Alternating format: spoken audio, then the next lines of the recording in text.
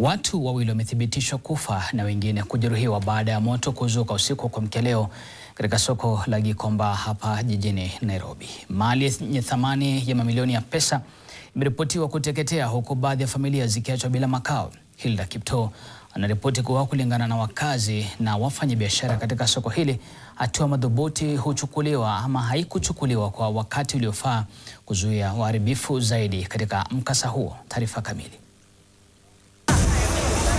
Wingu la huzuni lililoshuhudiwa hii leo katika soko la Gikomba lilishinda wingu hili lililokuwa likipanda angani, ishara ya kiwango cha uharibifu uliokuwa umefanyika.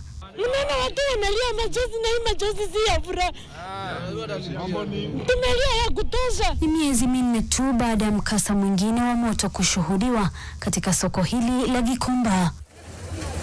Ila kwa wafanyabiashara hawa, hili limekuwa mkasa mbaya zaidi. Hii moto tutajua, hatujui shida ni nini moto. Juu Gikomba ikiendelea kuungua, lakini lakini imeungua ya leo imeungua zaidi. Pesa mingi tunapewa ni ya roni. Hii roni tutalipa na nini? Kama sasa mimi mwenyewe naongea niko na pesa wenyewe roni zaidi ya 20,000. Hiyo pesa nitatoa wapi nilipe? Na staki yenyewe nilikuwa nayo yote imeungua. Idara ya usimamizi wa kukabiliana na majanga hapa jijini Nairobi kwenye taarifa kwa vyombo vya habari imedhibitisha kuwa watu wawili, mmoja wa kike mwingine wa kiume, wamefariki katika mkasa huu huku baadhi wakipata majeraha mbalimbali. Tuko na huzuni sana kwa sababu hadi saa 10 tunafaa kuwa tumeona minister, tumefaa tuwe MCA mkubwa ama mbunge, hawajatakuja kutufariji. Hapa kesho tunahitaji kulipa mashule, tunahitaji kukula, hakuna. Idara hiyo aidha imekemea vurugu zilizoelekezwa kwa maafisa wa kuzima moto walipofika kukabili mkasa huo. Kwenye taarifa kwa vyombo vya habari, idara hiyo imesema, na ninanukuu, serikali ya kaunti ya Nairobi inakemea vikali shambulizi lililoelekezwa kwa wahudumu wetu wa dharura.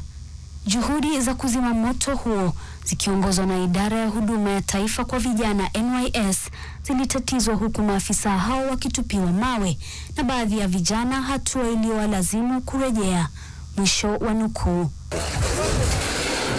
Hata hivyo, wafanyabiashara katika soko hili wameonyesha kughadhabishwa kwao kwa madai kuwa idara ya zimamoto imezembea katika kazi yao, huku wakilaumu serikali pakubwa kwa uharibifu ulioshuhudiwa.